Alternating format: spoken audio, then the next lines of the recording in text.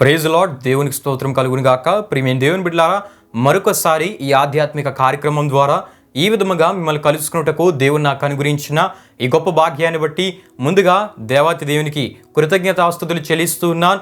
అదేవిధంగా ఈ ఆధ్యాత్మిక కార్యక్రమంలను వీక్షిస్తున్న ఆత్మీయులకు మీ అందరికీ ప్రభువైన యేసుక్రీస్తు నామంలో శుభాభివందనాలు తెలియజేస్తూ ఉన్నాను. ప్రియమైన దేవుని బిడ్డలారా, దేవుని మహాకృపను బట్టి గత అనేక వారాలుగా నన్ను జ్ఞాపకం చేసుకున్నటకు దీనిని చేయుడి అనే ఆధ్యాత్మిక సందేశాన్ని మనం ధ్యానం చేసుకుంటూ వస్తూ ఉన్నాం. దీనికి సంబంధించిన మూలవాక్య సువార్త వాక్యవచనాలుగా లూకా సువార్త 22వ అధ్యాయం 19-20 సువార్త వాక్యవచనాలు మనం తీసుకొని ధ్యానం చేసుకుంటూ వస్తూ ఉన్నాం. ఈ అంశ సందేశంలో భాగంగా ఎన్నెన్నో విలువైన దైవికమైన సత్యాలు, వాస్తవికమైన సత్యాలు, ఆత్మీయ సత్యాలు దేవుని వాక్య వెలుగులోంచి వాక్యానుసారంగా తెలుసుకుంటూ రావడం జరిగింది. ప్రియమైన దేవుని బిడ్డలారా, ఒకవేళ ముందు భాగాల్ని ఎవరైనా వీక్షించలేనట్లయితే దయతో వీక్షించవలసిందిగా ప్రభు సేవకునిగా నేను మిమ్మల్ని కోరుచూ ఉన్నాను. ప్రియమైన దేవుని బిడ్డలారా, ఈరోజు ప్రభురాత్రి భోజన సంస్కారంకు సంబంధించి కొందరు చేసిన దుర్బోధనను గురించి, అదేవిధంగా వారి తప్పుడు అభిప్రాయములను మనం తెలుసుకుంటూ వాక్యానుసారమైన వివరణను క్లుప్తంగా మనం తెలుసుకుందాం.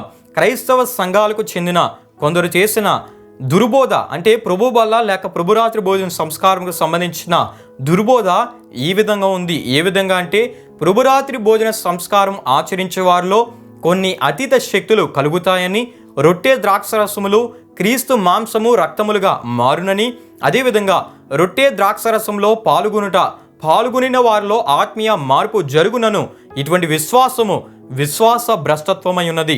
అయితే ప్రభురాత్రి భోజన సంస్కారంలో పాల్గొనే వారికి ఇటువంటి విశ్వాసమును కలుగుజేయ దుర్బోధలుగా కొందరి బోధలున్నాయి. అంతేకాకుండా పదార్థము పరివర్తన సిద్ధాంతం అనేది ఒకటి ఉన్నది. ఇది ఎలా అంటే, ఆశీర్వచనము పలుకుట ద్వారా రొట్టె క్రీస్తు శరీరముగా, ద్రాక్షరసము క్రీస్తు రక్తముగా మారిపోవునని దుర్బోధ చేస్తూ ఇక అక్కడితో ఆగక ప్రభురాత్రి భోజన ఆచారముకు వీరు మాస్ అని పిలుస్తూ, ఈ మాస్లో యేసుక్రీస్తు ప్రభువారు తిరిగి బలియార్పణ చేయబడుచున్నాడను విశ్వాసమును వీరు కలిగి ఉంటారు.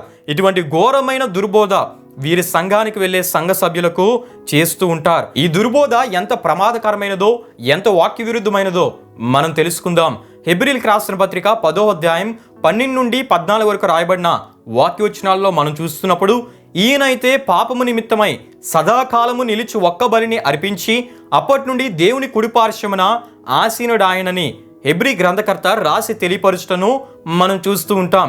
ఈ సందర్భంలో ఒక విషయాన్ని మనం తప్పక తెలుసుకోవాలి. అదేంటంటే, తిరిగి ప్రభు బలియార్పణ చేయబడిననుట దేవదూషణ ఉన్నదని తప్పక తెలుసుకోవాలి. అంతేకాకుండా కొరింథీయులకు రాసిన మొదటి పత్రిక 11వ అధ్యాయం 26వ వచనంలో మనం చూస్తే అక్కడ గ్రంథ రచయిత ఈ విధంగా రాసి తెలియపరుస్తున్నాడు. ఏ విధంగా అంటే, ఆయన మరణమును ప్రచురించుదురని అక్కడ రాసి తెలియపరిచినట్లు మనం చూస్తాం.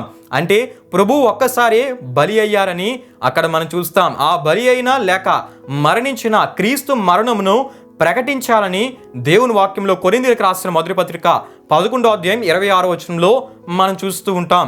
అంతేగాని మరణించారు, తిరిగి లేచారు, పుట్టారు, మరలా మరణించారు, తిరిగి లేచారు, మరలా పుట్టారు, మరణించారు, తిరిగి లేచారని రాయబడి లేదు.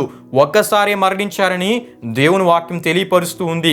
గనుక కొన్ని అబద్ధ బోధలను, దుర్బోధలను దేవుని వాక్యం ద్వారా గుర్తించి ఒక్కసారే ప్రభు మరణించాడనే విశ్వాసముతో ప్రభు బలలో పాల్గొని ఆచరించుట విశ్వాసి ఆత్మీయ జీవితానికి మేలై ఉన్నదని ఈ అంశ సందేశం ద్వారా నేను మీకు తెలియపరుస్తూ ఉన్నాను. అంతేకాదు, అనుభవ పరివర్తన సిద్ధాంతం అనేది ఒకటి ఉన్నది. ఇది తెలియజేసే విషయాలు ఏమిటంటే, రొట్టె ద్రాక్షరసమును తీసుకున్నప్పుడు ఆత్మీయ అనుభవంలో ఆయన శరీరమును రక్తమును స్వయంగా అనుభవించుచున్నారని ఈ సిద్ధాంతం తెలియజేస్తూ ఉంటుంది. అంతేకాదు, ప్రభు వారి మధ్య నుండి ముఖాముఖిగా మాట్లాడి ఆయన శరీరమును చూసి ఇది నా శరీరమని, ఆ రక్తమును గురించి ఇది నా రక్తమని చెప్పినట్లు లూకా సువార్త 22వ అధ్యాయం 19-21లో మనం చూస్తూ ఉంటాం. కానీ రొట్టె ద్రాక్షరసముల గురించి అట్లు చెప్పలేదని మరికొందరు బోధిస్తూ ఉంటారు. అయితే ప్రియమైన దేవుని బిడ్డలారా, యేసు ప్రభువారు రొట్టెను పట్టుకొని దాన్ని విరిచి వారికి ఇచ్చి నా శరీరం అని ఉన్నారని మనం చూస్తాం. గిన్నెలోనున్న ద్రాక్షరసమును పట్టుకొని నా రక్తమని అని ఉన్నారని లూకా సువార్త 22వ అధ్యాయం 19-21లో మనం చూస్తూ ఉంటాం. ఇదే విషయాన్ని అపోస్తలుడైన పౌలు గారు కొరింథీయులకు రాసిన మొదటి పత్రిక 11వ అధ్యాయం 23 నుండి 26లో రాసి తెలియపరచటను మనం చూస్తూ ఉంటాం. యేసు ప్రభువారు రొట్టెను ద్రాక్షరసమును చూపిస్తూనే చెప్పుటను మనం చూస్తూ ఉంటాం. ఈ విషయాలు వాక్యానుసారంగా మనం తెలుసుకోకపోతే ప్రభు వల్ల లేక ప్రభురాత్రి భోజన సంస్కారంలో పాల్గొని వారికి ఏ విధంగా ప్రభు వాళ్ళను తెలియజేస్తూ ఇవ్వాలో మనకు తెలిసేది కాదు. ప్రియమైన దేవుని బిడ్డలారా, కొన్ని విషయాలను మీకు తెలియపరుస్తున్నాను. మొట్టమొదటిగా రొట్టె ద్రాక్షరసమును ఇవ్వాలి. రెండవదిగా రొట్టెను ద్రాక్షరసమును చూపిస్తూ ప్రభు శరీరమునకు ప్రభు రక్తమునకు సాదృశ్యంగా ఇవ్వాలి. మూడవదిగా ఇది చేసి చూపించిన దైవ క్రమమై ఉన్నది. ఇందులోనికి మన సొంత ఆలోచనలను కలపరాదు, మన సొంత తలంపులు అసలే కలపకూడదు. నాలుగవదిగా ప్రభు చేసి చూపించిన మాదిరిలోనే మనం చేసి చూపిస్తూ ఇవ్వాలి. హల్లెలూయా, హల్లెలూయా. అంతేకాకుండా ప్రియమైన దేవుని బిడ్డలారా, ప్రభురాత్రి భోజన సంస్కారంలో పాల్గొనుట వలన పాప క్షమాపణయు ఆత్మీయ బలమును లభించునని విశ్వసిస్తూ ఉంటారు. అందుచేత కృపా ప్రసాదమని పిలుస్తూ ఉంటారు. రక్షణ గురించి బోధించరు. అంతేకాదు రొట్టె విరుచుడు ద్వారా ఆత్మ పావనమగునని, బాప్తిస్మము పరలోకమునకు టికెట్ అని భావిస్తూ ఉంటారు. ఇటువంటి బోధ కూడా దుర్బోధయున్నది.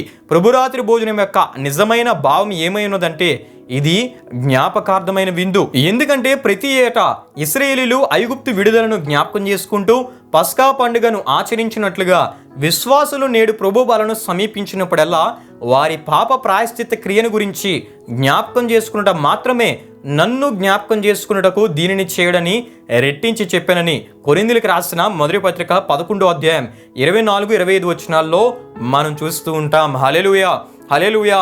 ఇక్కడ విశ్వాసులు ఆత్మలో పొందిన రక్షణ కార్యమును జ్ఞాపకం చేసుకున్నటకే చేయుచున్నారు, అంతేగాని ప్రభువు నుండి రక్షణ పొందుటకు కాదని తెలుసుకోవాలి. అంతేకాకుండా యేసు ప్రభువారి ద్వారా పొందిన విమోచన కార్యమునకై ఆరాధించుటకు, కృతజ్ఞతాస్తుతులు చెల్లించుటకే లేక కృతజ్ఞతాస్తుతులను ఇచ్చుటకే సమకూర్చున్నారు లేక సమావేశమగుచున్నారని తప్పక మనం తెలుసుకోవాలి. ఈ విషయాలు కొరింథీయులకు రాసిన మొదటి పత్రిక 11వ అధ్యాయం 23లో కృతజ్ఞతాస్తుతులు చెల్లించి అనే మాట ద్వారా మనకు అర్థమవుతుంది.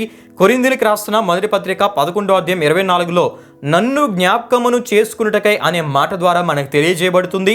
అపోస్తల కార్యములు 2వ అధ్యాయం 46లో దేవాలయంలో ఇంటింటా తప్పక కూడుకొనొచ్చు, ఇది సహవాసమై ఉన్నదని మనం తప్పక తెలుసుకోవాలంటే క్రీస్తుతో సహవాసము విశ్వాసుల సమాధాన సహవాసమై ఉన్నదని తప్పక మనం తెలుసుకోవాలి. హల్లెలూయా, హల్లెలూయా. అంతేకాకుండా ప్రియమైన దేవుని బిడ్డలారా, రొట్టె క్రీస్తు శరీరముగాను ద్రాక్షరసము రక్తముగాను మారునా?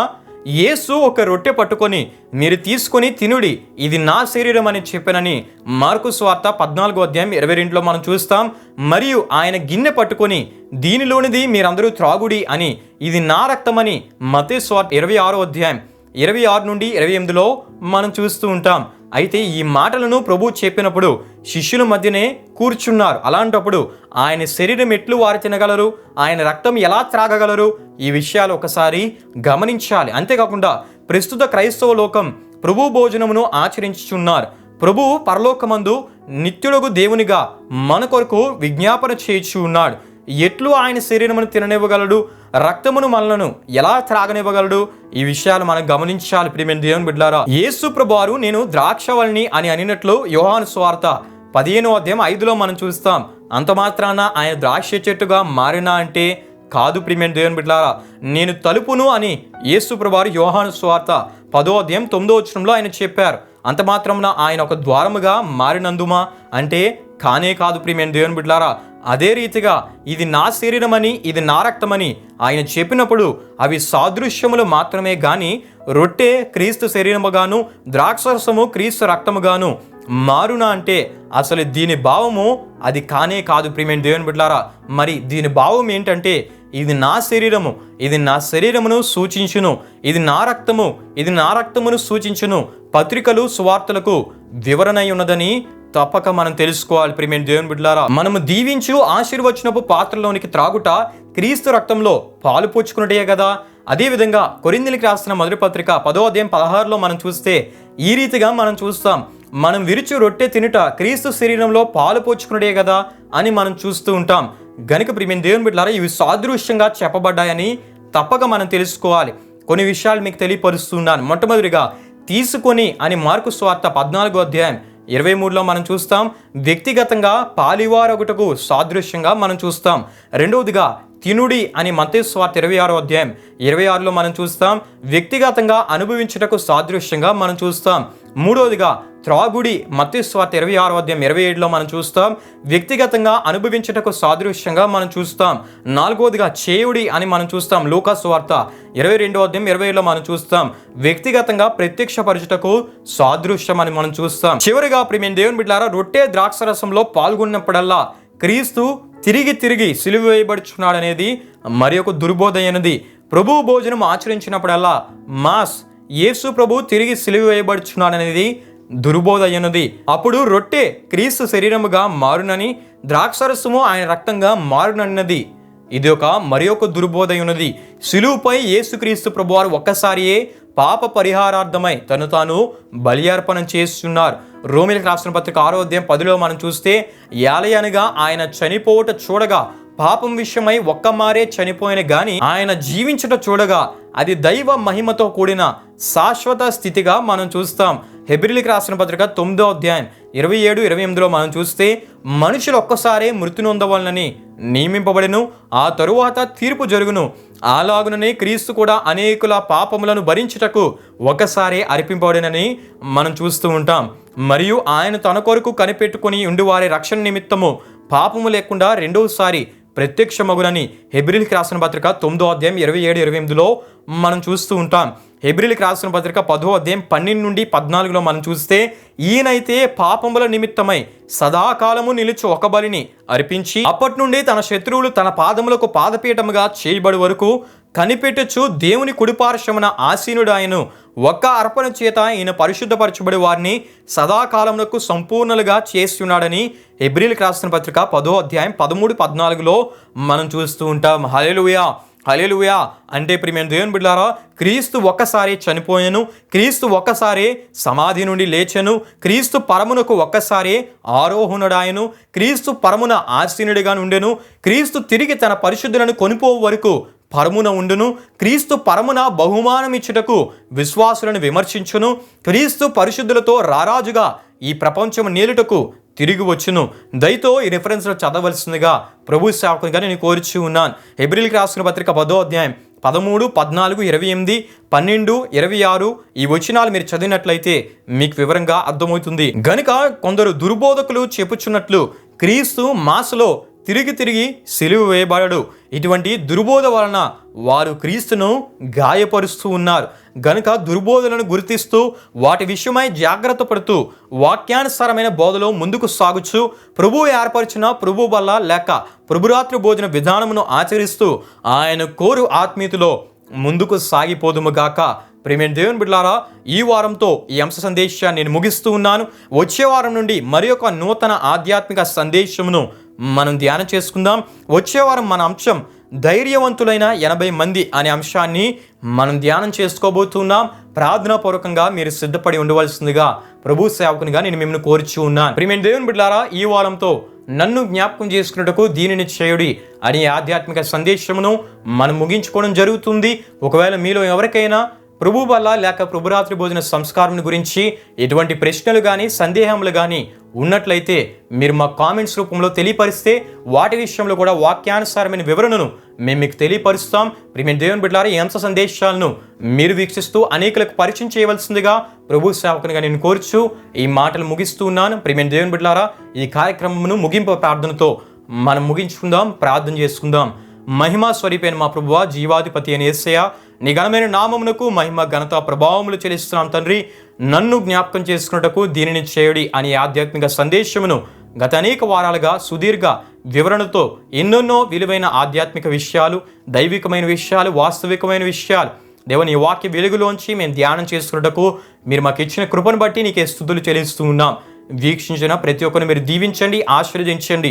నీవు కోరే విధానంలో, నీవు ఏర్పరిచిన విధానంలో ప్రభు బలను సమీపిస్తూ వారిని వాగ్దాన దీవెనలను స్వతంత్రించుకున్నటకు మీరే సహాయం చేయమని దేవ వచ్చేవారం మరి ఒక నూతన అంశమును మేము ధ్యానం చేస్తుండగా నీ ఆత్మ జ్ఞానమును, ఆత్మ సహాయాన్ని మీరు మాకు అనుగ్రహించి నడిపించమని, వీక్షిస్తున్న వారి ఆధ్యాత్మిక జీవితాలను మీరు దీవించి నీ కృపలో నడిపించమని మరి ఒకసారి ఈ అంశ సందేశం ద్వారా నీ నామానికే మహిమ ఘనత ప్రభావములు చెల్లిస్తూ యేసు పరిశుద్ధ నామంలో అడిగి వేడుకుంటున్నాం తండ్రి, ఆమేన్. యేసు రక్తమే జయం, ప్రభేసు రక్తమే జయం, ప్రభేసు రక్తం సంపూర్ణమైనది, అపవాది క్రియలకు అనంత నాశనము కలుగును గాక. ఆమెన్. ప్రభు మిమ్మును మీ కుటుంబములను నూరంతలుగా ఆశీర్వదించునుగాక. ఆమెన్.